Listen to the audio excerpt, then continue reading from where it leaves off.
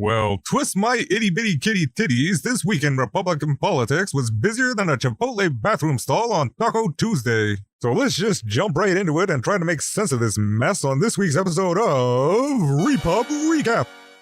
So the week kicked off with old high heels, low IQ Ron DeSantis doing exactly what Gavin Newsom said he was going to do a few weeks ago when he dropped out of the Republican primaries and endorsed Trump for president. And in a matter of weeks, Sean, he'll be endorsing Donald Trump as the nominee for the Republican Party. You can be the most worthless Republican in America, but if you kiss the ring, he'll say you're wonderful. A few moments later. I signed a pledge to support the Republican nominee, and I will honor that pledge. He has my endorsement because we can't go back to the old Republican guard of yesteryear. And after getting old pudding fingers to bend over for him, Trumpty Dumpty proceeded to barely squeak out a double-digit win over Nikki Haley in New Hampshire, which apparently had him so rattled that his dementia went into overdrive and he ended up giving a series of rambling speeches where he bumbled and fumbled his way through them so much that even Fox News couldn't ignore it. Until you've added and everything. The first non-incumbent and 28,000 troops. Remember this? Give me a glass of water. Let me drop it on the magnets. That's the end of the magnets. Nikki Haley is in charge of security. We offered her 10,000 people. And you're seeing Donald Trump increasingly get confused on the campaign trail. He thought Nikki Haley was Nancy Pelosi. That clip is brutal. And later in the week, the walking definition of rape face, Matt Gaetz, got some bad news when it was reported that the House Ethics Committee had reached out to the Justice Department in regards to an investigation into him having sex with a minor, amongst other allegations that include sex trafficking, lobbying violations, and obstruction of justice. But good old Matty McRapeface wasn't the only one that landed himself in some legal trouble this week, because former Trump advisor and uncrowned king of horrible football references, Peter Navarro, was sentenced to 4 months in prison for defying a subpoena to answer questions about his part in a plot to use fake electors to keep Trump in office after the 2020 election that he affectionately refers to as the Green Bay Sweep.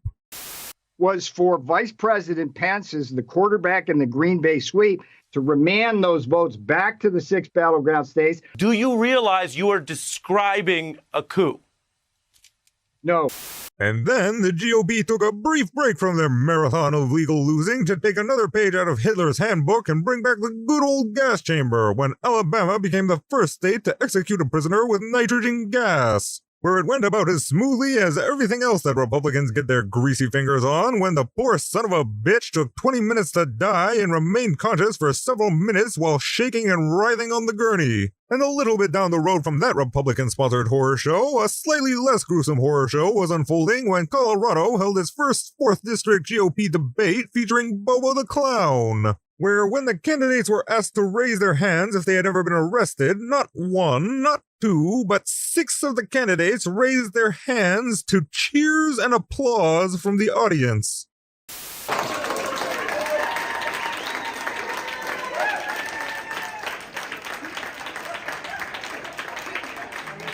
And that's supposedly the Law and Order Party, ladies and gentlemen. But despite the applause, poor old Boeboe's clown show might soon be coming to an end since she ended up receiving only 10% of the vote from Republicans who participated in a poll after the debate. And speaking of law and order, Trump's ditzy lawyer, Alina Habba, who recently claimed that she'd rather be pretty than smart because she can fake being smart, proved that she is apparently not very good at the whole fake it till you make it thing when she almost landed herself in lockup after acting like a jackass during Trump's E. Jean Carroll trial, which she tried to postpone by telling the judge that she had a fever and had been exposed to COVID. And then, in a perfect example of what being loyal to Trump will get you, she proceeded to have Trump's own staffer, Dylan Quattrucci, kicked out of Trump's New Hampshire victory party for posting a photo of her at the event where she definitely looked healthy enough to show up for trial, where the next day, the jury proceeded to order Sniffles McOrange to pay Carroll another $83.3 million for continuing to defame her after the first trial, where he was ordered to pay her $5 million.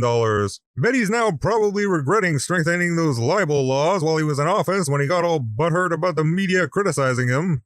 But I tell you, it takes one hell of a good businessman to turn a $5 million settlement into an $88 million settlement. Ah, the art of the deal. But that wasn't the only bad financial news the oversized Oompa Loompa got this week, because court documents released Friday seem to suggest that a $50 million mystery debt that Trump claimed to owe on one of his companies never actually existed, which sure sounds an awful lot like tax evasion.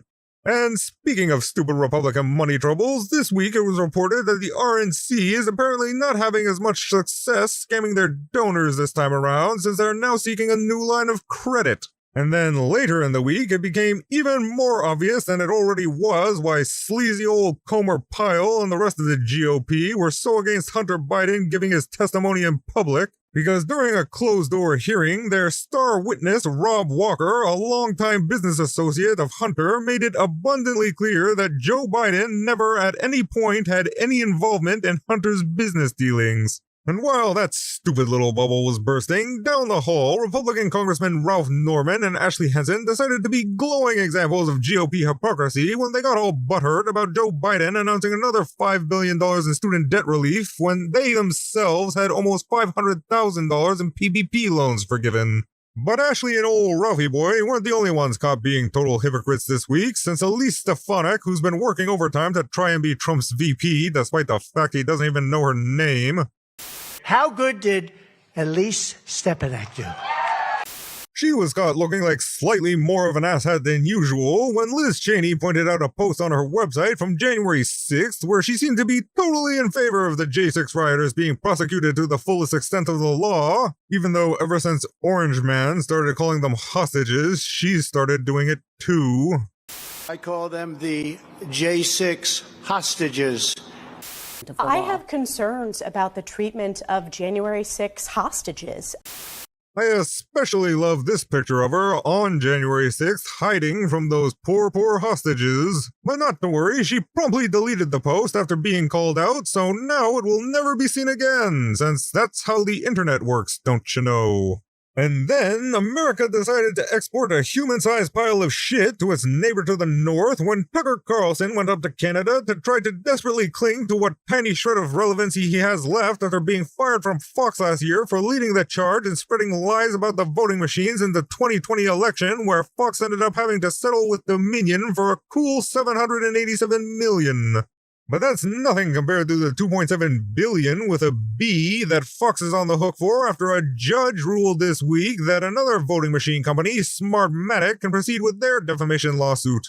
But while up in Canada, fucker Carlson actually has some competition in the race for first place in the right-wing douchebag Winter Olympics. When it was revealed that during the worst wildfire season in the country's history, some dipshit named Brian Perret, who spent his spare time spreading conspiracies online about how the Liberal government was actually starting all the wildfires, he was arrested for starting more than a dozen wildfires himself. Meanwhile, back across the pond in America, a melting turtle in a human costume, Mitch McConnell, told Senate Republicans that they were going to try and hold off on a deal to secure the southern border since Trump said that he wanted to use it as something to campaign on against Joe Biden. Which even had other Republicans calling out their colleagues for their blatant hypocrisy, since this is just one of the many times that Republicans have had an opportunity to do something recently about the border but have chosen not to, since the problem is more useful to them than the solution.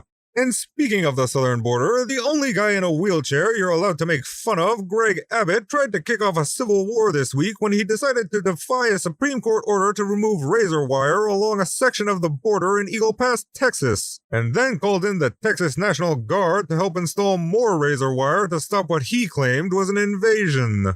But people on TikTok were quick to point out that all this is really just a big publicity stunt to try and scare people into voting for Trump. Because when you actually go to that part of the border, not only will you notice a suspicious lack of invasions, you'll find a wall with a big old gate wide open with no border security anywhere in sight. Which seems kinda counterintuitive for somebody claiming to be so concerned about securing the border. And then later, since apparently this goddamn week will never end, the Inspector General released a report detailing the list of prescription drugs ordered during just a single 9-month period of the Trump administration, where apparently the reason it was such a chaotic mess while he was in office was because his entire administration was high as a f***ing kite. since apparently Trump's White House physician, Ronnie Jackson, who just has qualified medical professional written all over him in this video daring Biden to come take his guns, was handing out hard drugs like f***ing Skittles, with some of the most frequently ordered being morphine, fentanyl, Ambien, ketamine, and lorazepam.